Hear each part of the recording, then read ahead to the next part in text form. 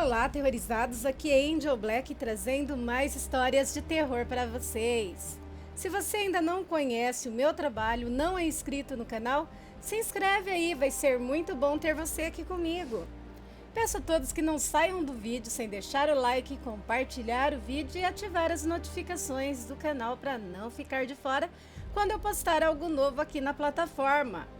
E mais, se você não gostar, compartilhe com os seus inimigos e se vingue deles. O importante é compartilhar.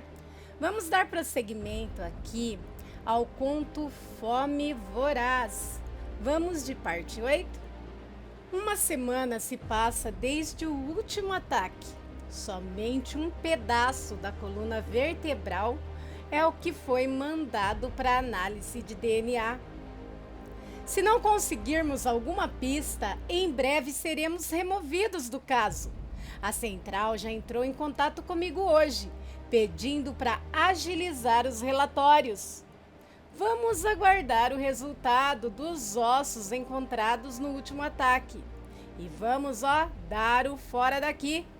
Não somos caçadores para ficar perdendo tempo aqui, afirmou Thomas.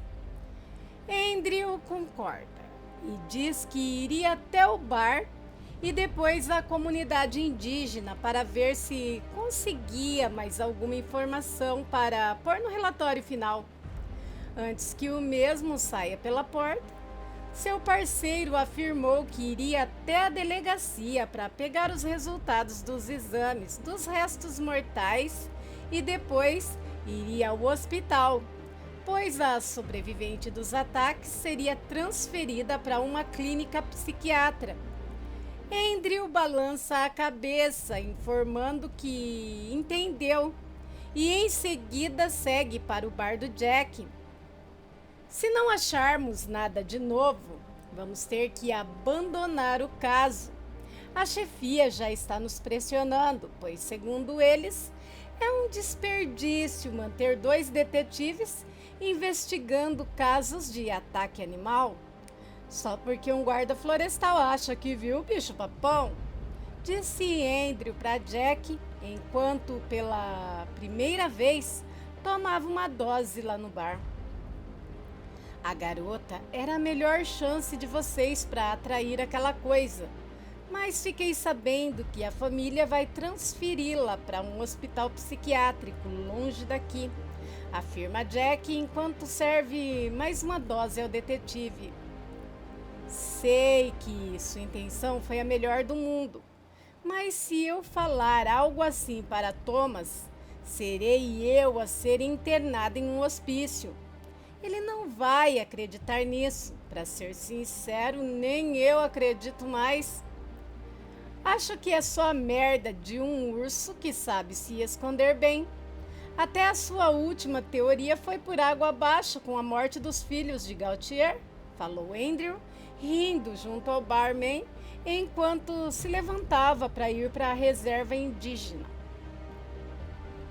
Ao chegar na mesma, o detetive é recebido por Noah, que o convida para adentrar os muros.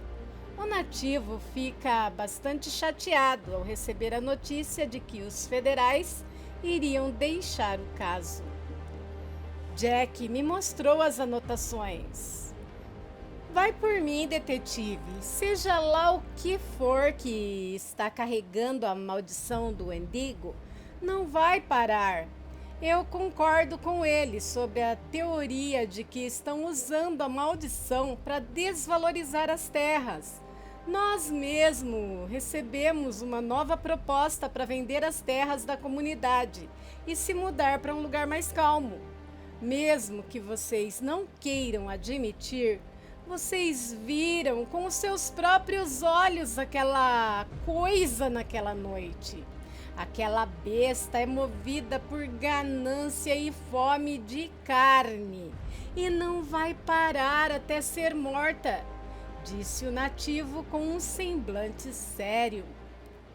Sinto muito, mas sem provas não existe nada que eu possa fazer sobre aquela noite. Nós não conseguimos ver um palmo na frente do nariz. Não tem como ter certeza do que vimos. Me perdoe, Noah, mas não consigo informar a central que vou continuar aqui por uma teoria de que um ser mitológico está sendo usado por uma empresa para comprar terras mais baratas. Andrew, então, colhe depoimentos sobre os ataques e tira algumas fotos das marcas deixadas nos muros de madeira para poder anexar ao relatório final. Antes de sair da aldeia, ele agradece os demais pela hospitalidade, mas enquanto estava retornando a seu carro, recebe uma mensagem de Thomas.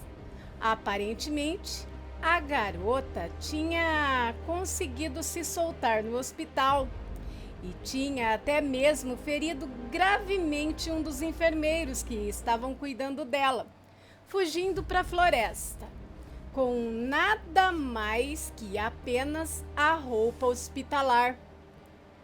Ao ver o semblante de preocupação que tinha se formado no rosto do detetive, o indígena que o acompanhava até o carro questiona o motivo e, ao ser informado do ocorrido, diz algo que deixa Andrew preocupado. Se vocês forem atrás dela, irão morrer. A garota foi marcada pelo Wendigo. Ela deve estar no auge da febre do Wendigo.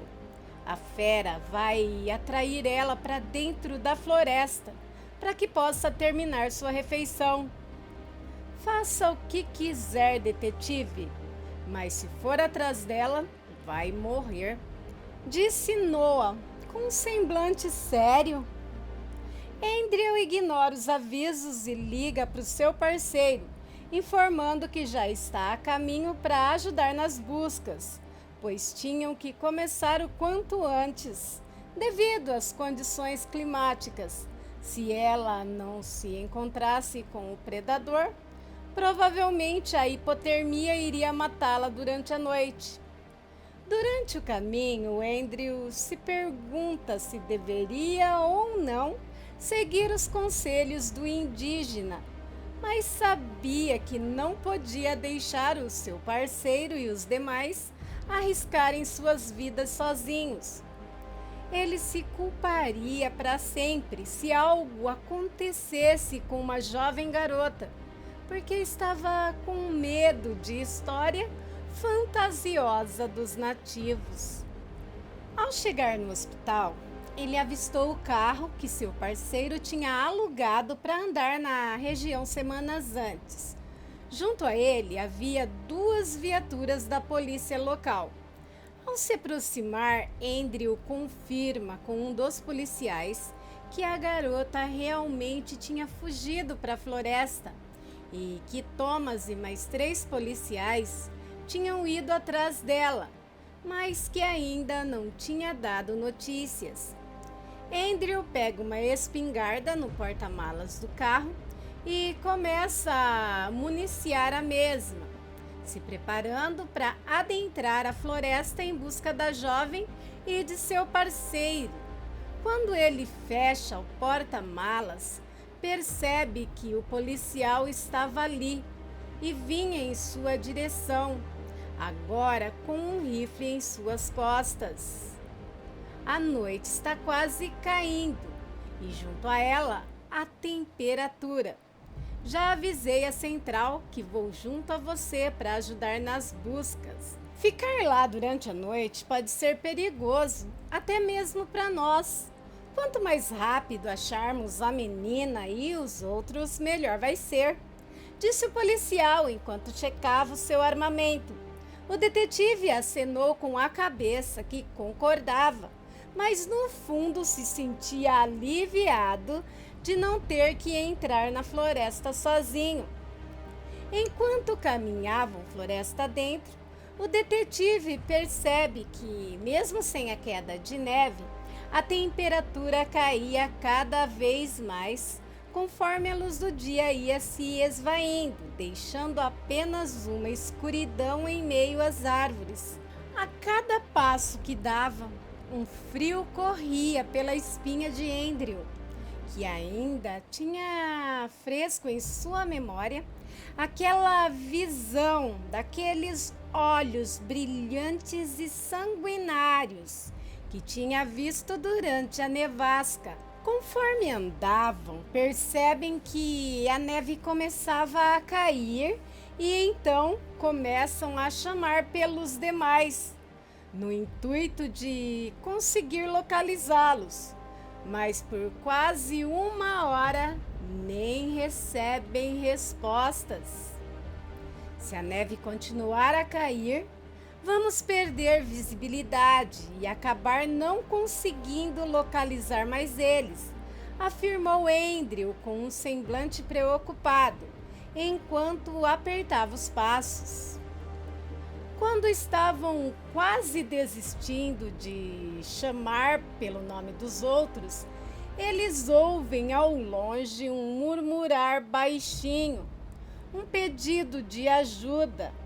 Ao seguirem o som, encontram um dos policiais encostado em uma árvore. Havia muito sangue pela neve. O mesmo estava ferido gravemente. Um de seus braços tinham sido arrancados de seu corpo. Possuía vários cortes profundos em seu corpo. De imediato, Andrew e o policial tentam ajudar o mesmo, tentando parar o sangramento. Enquanto ajudava o guarda ferido, Andrew ouve gritos ao longe. Tem alguém aí? Olá? Ei! Garota! Tem alguém aí? De imediato, ele reconhece a voz. Era sem dúvida de seu parceiro Thomas. Andrew então pede para que o policial fique ajudando o homem ferido, que ele iria atrás de seu parceiro para poderem sair dali o mais rápido possível. Enquanto seguia a voz, o detetive percebe que cada vez mais ela se afastava, até que após vários minutos seguindo a mesma, ele finalmente percebe que a distância estava diminuindo. O som da voz o leva até uma clareira que dava de frente para um penhasco. Andrew olha para baixo e vê um rio de forte correnteza lá embaixo. Ele se pergunta onde seu amigo estava e, quando fala o seu nome alto, recebe uma resposta. Tem alguém aí? Olá? Só agora ele tinha prestado atenção que, apesar de ter certeza que era a voz de seu amigo, a fala parecia mais com um gravador, algo não natural. E neste momento ele vê surgir do meio das árvores uma coisa com uns 2 metros de altura. Era tão magra que seus ossos eram aparentes. Junto a ela, aquele fedor metálico misturado com carne em decomposição. Seus braços eram longos e suas mãos eram compostas por enormes garras. Sua cabeça se assemelhava a um crânio de animal, com uma boca cheia de dentes enormes, igual o descrito nas lendas nativas da região. Ele agora tinha certeza de que em sua frente estava o temido Wendigo.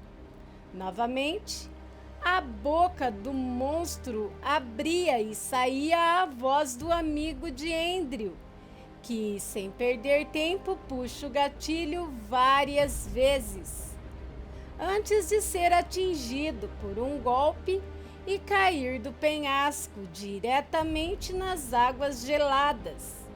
Ele antes perde sua consciência e se perguntava se aquele era o seu fim. Parte 9. Enquanto a água gelada invadia os pulmões de Andrew, seu cérebro ainda tentava processar tudo o que estava acontecendo. Aquela criatura que imitava a voz de seu amigo, estar morrendo afogado naquelas águas congelantes, pela dor que ele sentia em seus ossos, o detetive sabia que tinha fraturado vários deles devido ao impacto contra a água em sua queda, fora o ferimento que a criatura tinha feito em seu peito. Em sua mente, já tinha se dado como morto. Porém, após apagar devido à falta de oxigênio, sem nem mesmo saber quanto tempo havia se passado, ele começa vagarosamente a recuperar os seus sentidos, começando pela audição, que ao fundo, Andrew ouvia a madeira queimando, provavelmente em uma lareira. Ao fundo também se ouvia algumas vozes, mas não conseguia distinguir o que falavam e a quem pertencia. A princípio, ele se sentia melhor. As dores em seus ossos estavam amenizadas. Mas em pouco tempo isso muda. Quando o que tinha começado como aparentemente uma febre se torna um inferno, o detetive sentia como se seu corpo estivesse em chamas, o que tornava a coberta que o cobria insuportável, acompanhado de um desejo e uma voz que dizia repetidamente que ele deveria ir até a floresta, coisa que mesmo sem conseguir abrir seus olhos direito, ele tentava, mas acabava imobilizado por alguém. Entre seus devaneios de lucidez e delírio pela febre, o mesmo percebe que agora estava imobilizado, tinha sido amarrado à cama, o que só fazia seus delírios piorarem. Com aquele calor infernal e aquela voz que repetidamente o chamava para ir à floresta, o que ele tentava obedecer a todo custo, mesmo que não houvesse um motivo lógico, plausível para tal. Pois mesmo em delírio pela febre e em seus poucos momentos de lucidez, Andrew sabia que seu estado de saúde deveria ser precário devido aos seus ferimentos. Ele tinha certeza que a voz estava ligada à besta que o tinha atacado na floresta, o que tornava a tal ação mais irracional ainda. Mas a cada crise de febre e delírio, o mesmo sentia uma vontade incontrolável de fugir para o meio das árvores sem rumo, apenas seguindo a voz que não o deixava em paz. Com o passar dos dias entre suas alucinações, Andrew começa a conseguir ouvir melhor o ambiente ao seu redor. Percebe que alguém fazia uma espécie de ritual todos os dias e também durante a noite. Ouvia gritos animalescos ao longe e pessoas agitadas gritando umas com as outras. Essa tortura entre a loucura pela febre e a voz que invadia sua cabeça durou vários e vários dias, os quais o mesmo não conseguia contar devido ao seu estado mental afetado por toda aquela loucura injustificada para ele. Até que aos poucos o detetive começa a finalmente se recuperar. A febre desaparece e aquela voz que dominava sua cabeça foi junto com a mesma. Andrew finalmente consegue pela primeira vez recobrar sua consciência por completo. Assim que sua visão se ajusta à luz ambiente, Ele percebe que está em uma cabana de madeira rústica. Ao seu lado havia uma lareira que aquecia o ambiente. Pela janela, ele via que a neve ainda caía lá fora. Ao tentar se levantar, ele percebe que estava amarrado na cama por tiras de couro. Ele então começa a chamar por ajuda. Não demora, uma mulher de características indígenas abre a porta e, ao ver que ele está acordado, sai correndo. Mas logo retorna junto a Noah e a outros que o libertam. Após isso, entregam roupas limpas e o direcionam a um banheiro para que o mesmo possa tomar um banho e se trocar, para que pudessem conversar com calma. Durante o banho, Andrew percebe a enorme cicatriz que havia em seu peito, o que o faz ter certeza que aquilo era realmente um milagre. Apesar de ainda sentir dores em suas costelas, aparentemente os outros ossos que ele tinha certeza que tinham sido fraturados já estavam melhores, pois não sentia dores neles. Ao terminar o banho e se trocar, o mesmo é convidado a ir a outra cabana maior, aonde lhe servem comida e água. Não sei se você é o filho da Pi mais duro na queda que eu já vi, ou se é apenas sortudo. Não achei que você fosse sobreviver a ferimentos tão graves como os que estavam em seu corpo quando te encontraram, exclamou Noah enquanto bebia um gole de café quente. Andrew questiona sobre quanto tempo esteve de cama e sobre as outras pessoas que estavam na floresta aquela noite. Ao ter sua pergunta respondida, o mesmo se assusta ao saber que tinha ficado quase 2 meses acamado, o que justificava sua barba estar tão grande. Mas ao perceber a esquiva na resposta da segunda parte de sua pergunta, ele repete a questão, que com receio é respondida pelo nativo. Olha, sinto muito, mas ninguém além de você escapou naquela noite. A criatura devorou todo mundo. Acharam o que sobrou da garota e dos policiais na manhã seguinte. Seu amigo está dado como desaparecido, mas não acredito que esteja vivo. Você estar vivo já é um milagre. Suas costelas estavam quebradas. Você engoliu muita água e deslocou o ombro e fraturou um dos braços. Não sei como está vivo, mas o resto do pessoal, infelizmente, está morto. Ao ouvir aquilo, Andrew comenta que a coisa tinha imitado a voz do seu amigo e, como resposta, tem a informação que isso só confirmava que o mesmo estava morto, pois o Wendigo só pode imitar sons das presas que ele tenha devorado. Andrew então comenta sobre as alucinações sofridas durante o seu estado acamado, como a voz que estava dentro de sua cabeça o deixando louco.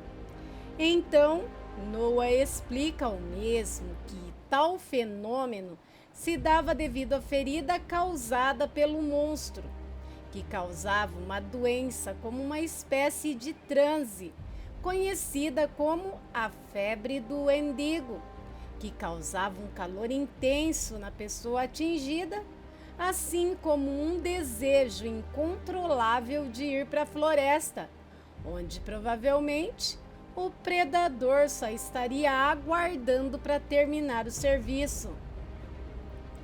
A voz que estava na minha cabeça pertence ao monstro? Ou tem chance de eu alucinar com a voz de outra pessoa? Questionou Andrew para o nativo, que respondeu que sim, A voz pertencia ao amaldiçoado. Aquele filho da Pi do Jack acertou o ninho, mas errou o pássaro. A teoria dele era que o monstro seria Max, porém a voz que me atormentou pertence àquele maldito do Wilbert Gaultier. Como posso matar aquela coisa, Noah? Disse o detetive com ódio em seus olhos. Por isso ele foi atrás do Jack. O bar foi atacado e um dos funcionários dele foi morto. O mesmo fugiu da cidade, temendo por sua vida. Os pontos fracos da fera são fogo e metais puros, como prata e ouro.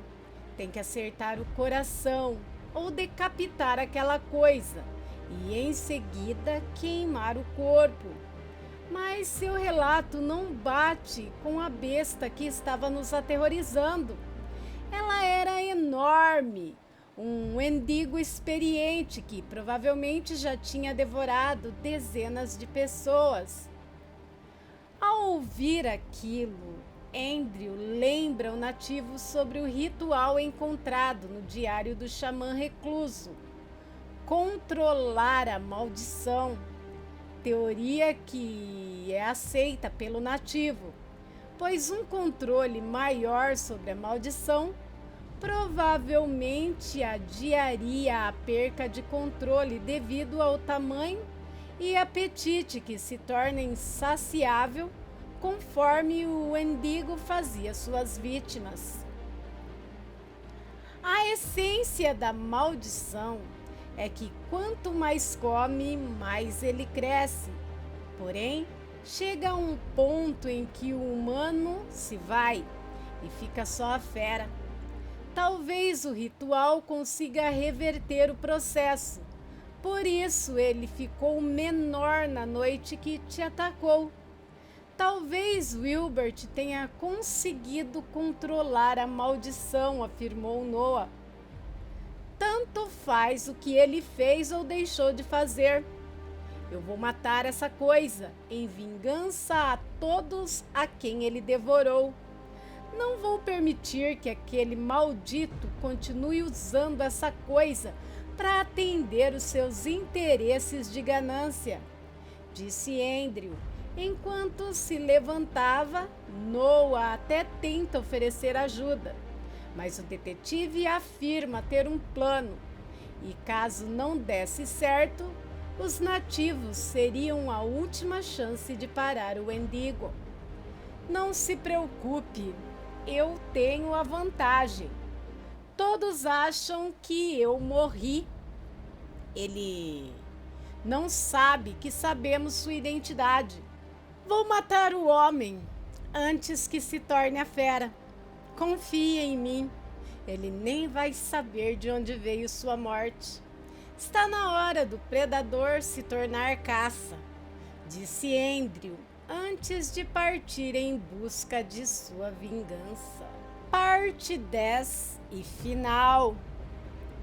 Andrew sempre foi descrito por seus superiores como uma pessoa metódica e focada.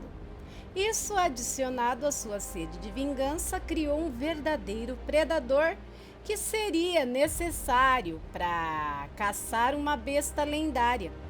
O detetive decide que iria aproveitar de sua suposta morte para conseguir pegar Wilbert Gaultier de surpresa. A primeira coisa que ele faz é arrumar um abrigo para ficar antes de poder executar o seu plano. Então, de forma sorrateira, vai até o que tinha sobrado do bar do Jack. Boa parte do comércio tinha sido destruído pelo incêndio que ocorreu após o ataque. Porém, ele sabia que a sala secreta no porão provavelmente estaria intacta. Um palpite certeiro. A sala secreta estava intacta e possuía um gerador reserva que seria útil para aquecer o frio gélido que fazia lá fora. enquanto arrumar as coisas, conferir armas deixadas por Jack. Ele usa um telefone via satélite que acha em uma das caixas para fazer uma ligação para um antigo contato da CIA, um contato que lhe devia favores.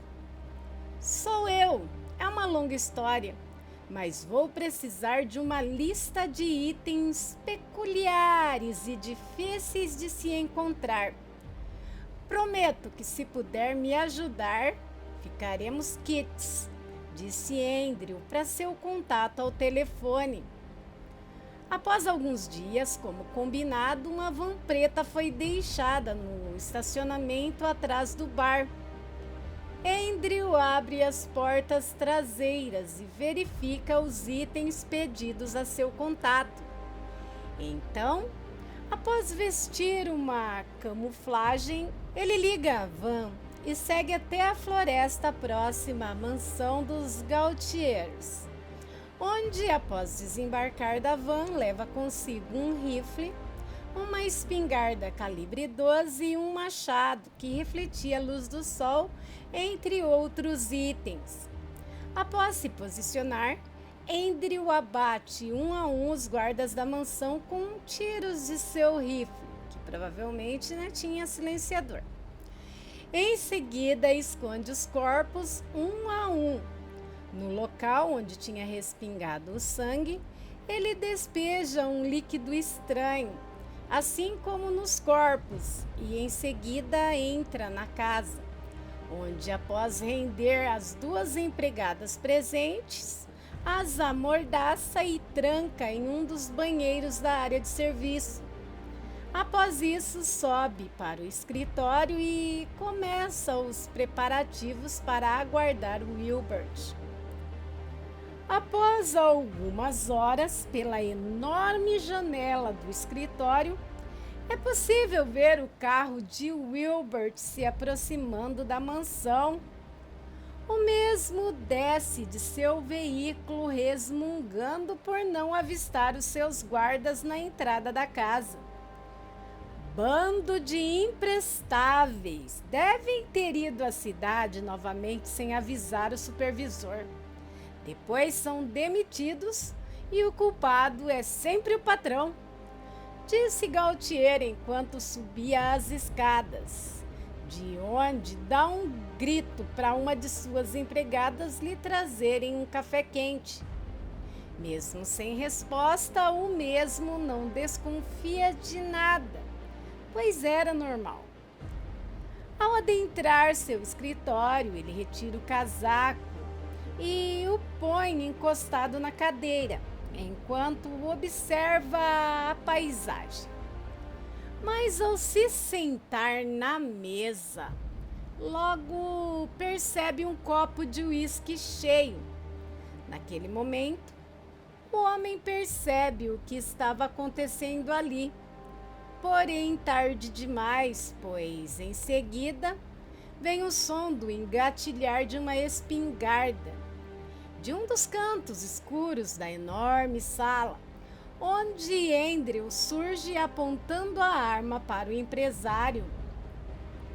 Você vai se sentar e vai beber, enquanto me responde. Desta vez, eu aceito sua bebida, disse Andrew, enquanto virava outro copo cheio e puxando a cadeira em frente à mesa, e senta longe do homem, porém apontando a arma para o mesmo.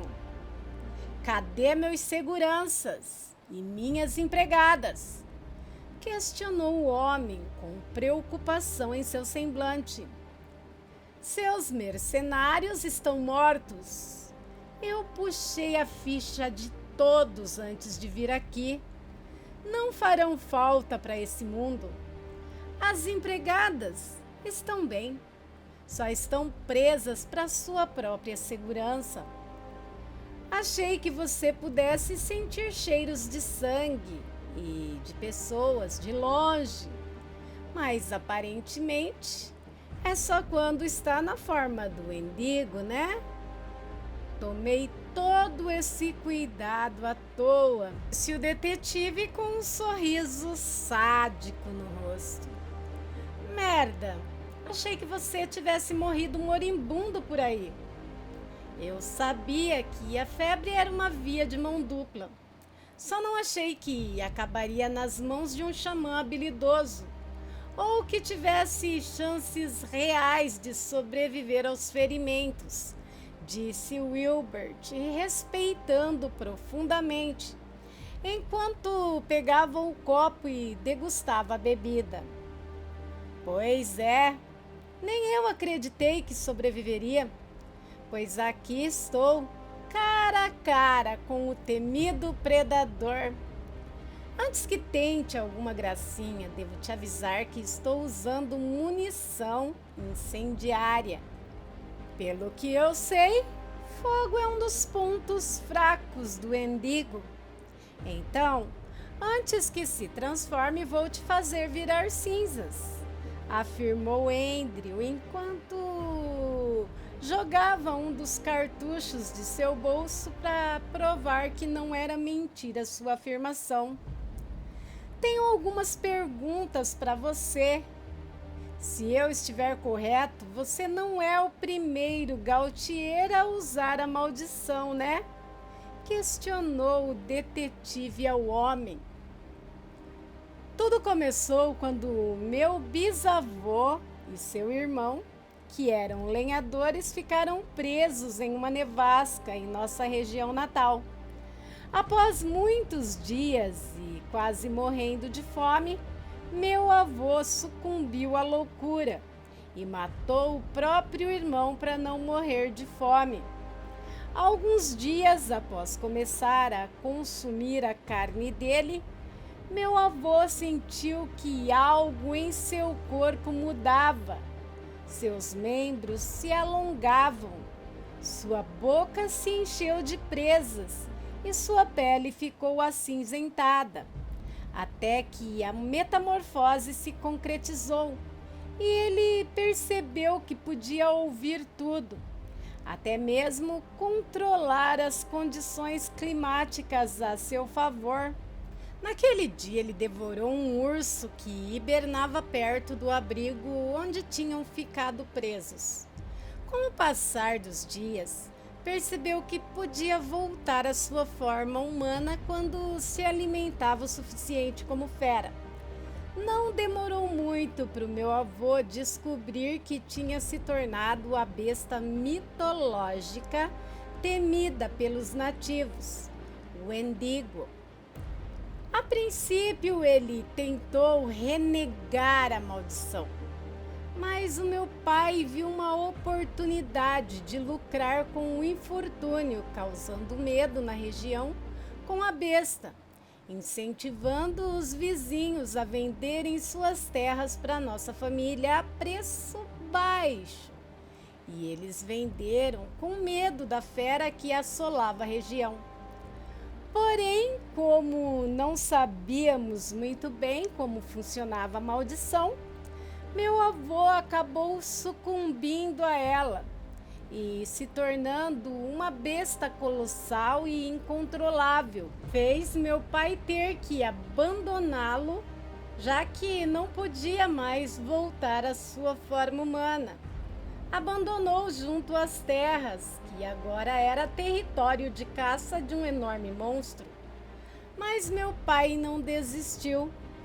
Anos depois, ele procurou xamãs obscuros para saber mais sobre a maldição. E aí, entendendo que ela tinha seus limites, quanto mais a fera come, maior ela fica. Porém, quanto maior, pior será a fome. E como aconteceu com o meu avô, chega a um ponto que a fome da maldição é tanta que não é possível mais retornar à forma humana, se tornando um monstro irracional que devora o que tiver pela frente.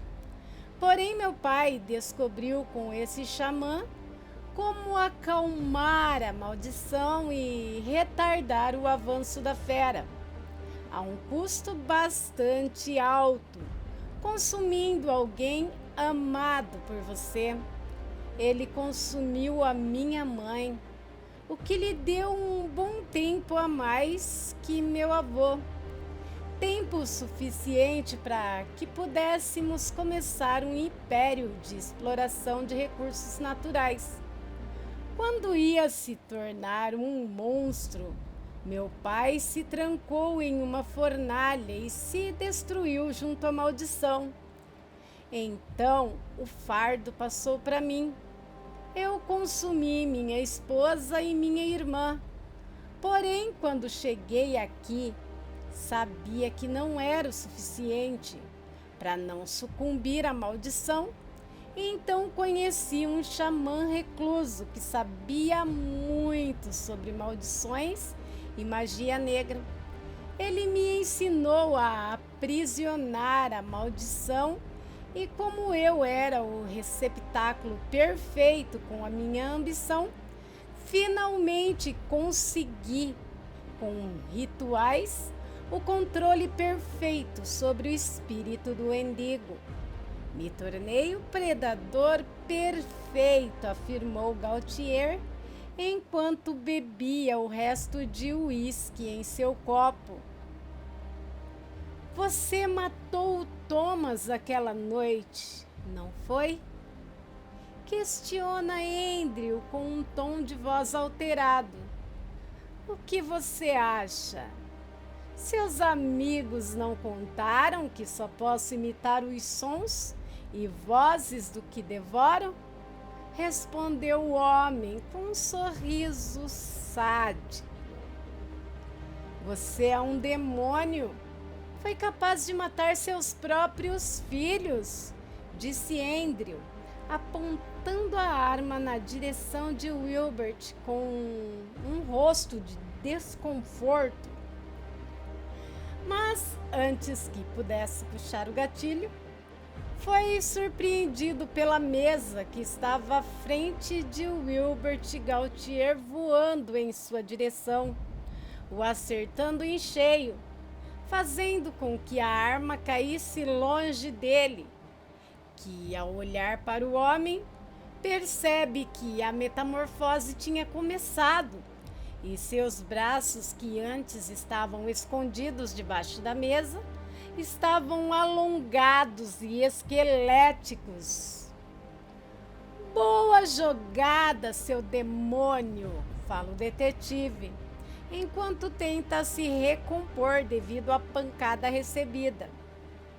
Você é um idiota. Pensa que sabe tudo. É apenas mais uma presa que vou devorar. Preste atenção. Você é um dos primeiros que verá a minha transformação, disse o homem, enquanto andava na direção de Andrew.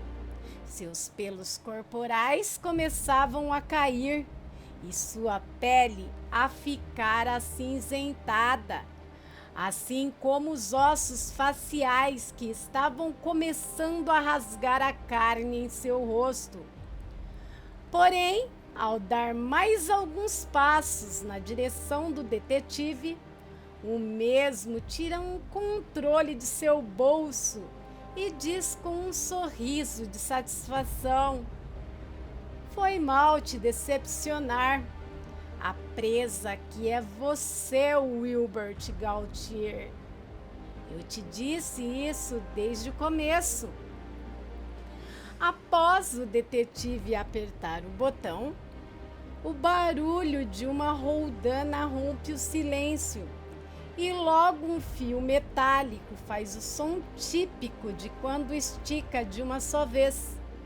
Logo é perceptível ver ele esticado atrás do monstro, reluzindo com a luz e com algumas gotas de sangue quase imperceptíveis. Gautier dá mais alguns passos antes de cair, dividido ao meio, separando a parte superior de seu corpo de suas pernas. Foi mal. Sei que isso não pareceu muito justo, Mas convenhamos, você é um monstro com força e agilidades descomunais. A melhor forma de matar seria a surpresa. Antes que se pergunte, sim, o fio é de prata com fibra, tão fino que quase era imperceptível. Um presente de um amigo que me devia favores, disse Andrew enquanto se levantava. O detetive caminha até um canto da sala e pega o machado de prata. Em seguida, vai em direção ao Gautier, que dava gritos desumanos de dor e agonia. Suas mãos alongadas tentavam a todo custo unir a parte inferior ao resto do corpo. Andrew, com um machado, desfere um golpe certeiro no pescoço do homem, separando sua cabeça do resto do corpo, que, como uma cobra mal matada, ainda tentava a todo custo recompor em vão suas partes separadas. Vendo aquela bizarrice, ele pega a espingarda e atira no peito da criatura com a munição incendiária, que faz ela se contorcer enquanto queimava, mas logo para com seus movimentos, sobrando apenas o som da chama crepitando no que um dia foi um corpo humano. O detetive arranca de seu bolso uma granada incendiária e, após remover o pino, joga no escritório, começando o incêndio. Em seguida, ele desce até o andar de baixo e liberta as empregadas, antes de jogar mais granadas, deixando a mansão ardendo em chamas. Enquanto se afastava da mesma, sentia um alívio em sua alma de saber que agora as pessoas da região poderiam viver livre dos monstros e da ganância que o Wilbert Gautier tinha se tornado.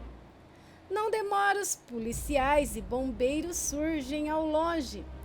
Andrew decide se entregar e acaba preso pelos homicídios, pois sabia que não poderia provar suas alegações de que o dono da New World na verdade era um monstro, mas devido a seu depoimento, é enviado para uma instituição para doentes mentais.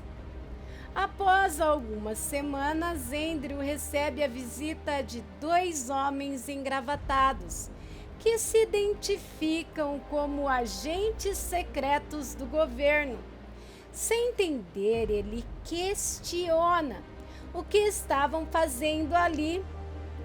Um amigo secreto seu nos informou que você fez pedidos peculiares a ele.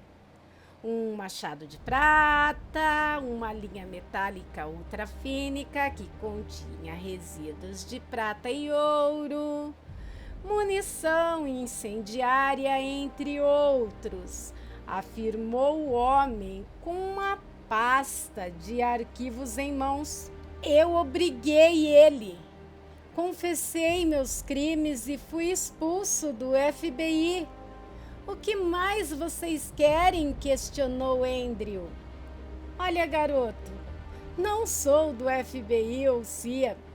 Pertenço a uma divisão secreta que investiga casos não naturais. Eu sei que Gautier era o monstro que atacou a região. Você nos poupou muito trabalho. Um mendigo é horrível de se abater em área aberta. Porém, você deixou pontas soltas e iremos te dar uma chance de consertar, disse o homem abrindo a pasta. Ao olhar para o mesmo, Andrew percebe fotos de um navio com um enorme container metálico sendo carregado em seu porão. Como imaginávamos, o Wilbert não era o único Gautier portador da maldição. Alex, seu filho, era há muito mais tempo que ele. Suspeitamos que ele tenha começado as mortes na região, já que a maioria das pessoas tinham desavenças com o mesmo. Na semana da suposta morte de sua irmã, com o próprio Alex, um container com 12 metros de altura foi enviado de navio para o Alasca, cadastrado como transporte animal, enviado para a região original da família Gautier. Porém, o navio não retornou de lá. Nossa teoria é que após Alex perder o controle e devorar a sua própria irmã, seu pai o exilou para a região remota, disse o agente. Ao ouvir aquilo, Andrew se enche de temor, pois agora entendia por que Wilbert tinha ficado tão agitado com a pergunta sobre ter devorado seus filhos, o que tornava a sua vingança inacabada. E então, garoto, o que vai ser? Vai ficar aqui vegetando pelo resto da vida? Ou vai vir conosco e tentar matar aquela besta de fome voraz? Fim.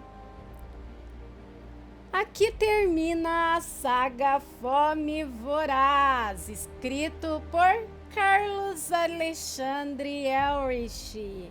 Maiores detalhes na descrição do vídeo. E aí, aterrorizados, gostaram dessa saga? Eu gostei. Será que existe mesmo tal criatura? Fiquei encucada, né? Pois tem várias histórias citando o Wendigo. Estarei procurando mais sobre essa criatura para trazer para vocês. Bem, se você não é inscrito no canal, se inscreve aí. Peço a todos que não saiam sem deixar o like, compartilhar o vídeo e ativar as notificações do canal tocando o sininho. Aí sempre que eu postar algo novo aqui na plataforma, ó, de pronto você vai ser notificado. Mandem seus relatos, contos e histórias por e-mail do canal que está na descrição do vídeo. Você pode também prestigiar os outros canais da Angel, me seguir nas outras redes sociais, maratonar as playlists do canal. Ah, também estou no Spotify, hein, gente? Dá uma olhadinha lá. Bem, quero agradecer a todos os canais parceiros, grupos, páginas e vlogs que me ajudam muito tanto na criação como na divulgação do meu trabalho. Principalmente quero agradecer a todos vocês aterrorizados. Obrigado por estarem comigo sempre nessa caminhada. Agradecimentos ao autor dessa saga maravilhosa, Carlos Alexandre Elrich. Valeu, Carlos! Bem, meus amigos, por hoje é só. Fiquem com Deus e até um próximo vídeo. Um grande abraço e um beijo nos seus corações. Fui!